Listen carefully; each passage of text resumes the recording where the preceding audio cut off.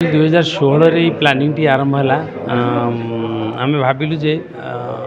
जो समाज आमको जस दौर अर्थ दौर प्रतिदान आम कौन दबा तो से हिसाब से आम आगे कलाकार पाखर आरंभ कलु जो मैंने जीवन सारा कलापाई सेवा करिसेंती कलापाई निज जीवन को जलांजलि देइसेंती परिणत बयस से किसी कलाकार दुख कष्ट रोचंती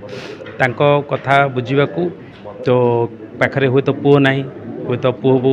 विदा कर दौरान हुए तो पाखे कि रोना कौन कारण तेणु से भाई किसी कलाकार खोजिकी आम मासिक पेंशन आकार 1000 टंका देलु जीवन सारा पाई तो एपर्यंत आम 14-16 जन को देलु मासिक कलाकार मासिक पेंशन भत्ता बोली कहीपर। तो हरि भाई कॉमेडी क्लब लक्ष्य जे जो कलाकार माने आम पाई पीड़ित माने तैयारी कर प्लाटफर्म आज परिणत बसरे कष्ट भोगुन आम कौन दे पार तो ये सामान्य अर्थ राशि किंतु से बहुत सुख दौर आनंद